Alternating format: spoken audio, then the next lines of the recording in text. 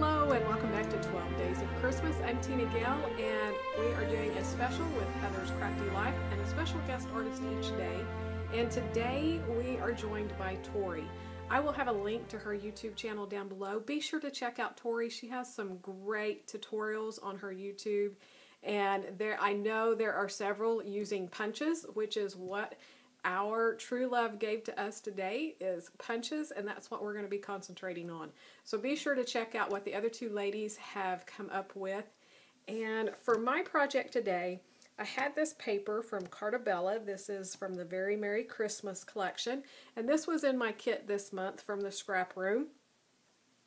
And when I saw this paper, I fell in love with it, and it was so cute. I knew you could simply use it just the way that it was and not really do anything but add photos. But I decided there was a little bit of something that we could do to make it even more wow. So grab your punches and create something with us today. So I have tons of punches. Some of the ideas that I had was I want to add a Christmas tree on here. I love that Santa's hanging from the lights, and I'm sitting here visioning that this could be a tree and Rudolph is bringing him down to put the lights around on the Christmas tree. So that's what I'm going to do on this layout and then add a photo. So some of the things that you could use to make a tree are stars. You could punch a whole lot of stars and just put them in. You could also do different sizes circles if you have those punches, as well as even snowflakes. If you punch those in green and you fill it in like a tree, it's going to look like a tree. All of those were ideas that crossed my mind, and then I ran across this punch that I have, and I don't use it near often enough, and it's just this evergreen branch, and I decided to have a little bit of fun with it, and it's going to make it really dimensional on this page. So I have taken just some green cardstock, I had a few different colors, and just punched a whole lot of them, and I'm just going to glue them on here to create a tree. So that's going to take me a while. So I'm going to go ahead and get started. I'm going to put you on fast forward, and then we're going to complete this layout. I used my Tombow mono adhesive and just put a little bit on there.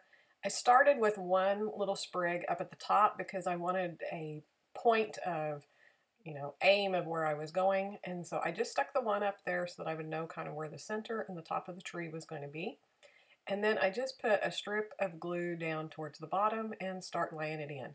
Now I used about 3 different colors of green, and so I'm putting the darkest color at the very bottom, but then I'm also filling in with the medium color, which is most of what I punched, kind of in between each one of those, just to give the tree a little bit more dimension.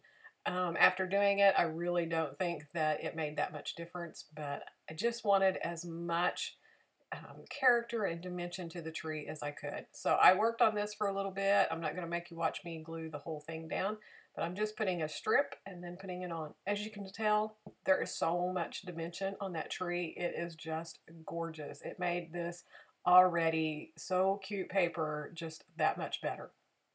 So this is the branding strip that I cut off the bottom of this background paper, and I decided to make just a little tree trunk with it to repeat that red and green down at the bottom of the layout.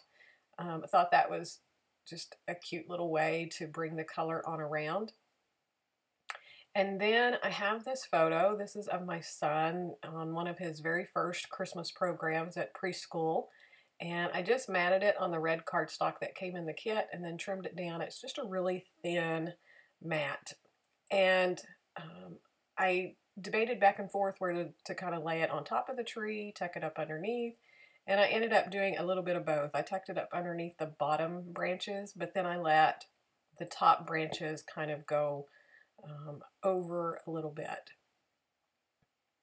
And then I had just this small piece of branding strip left, and I really wanted just a little bit more color behind the photo mat.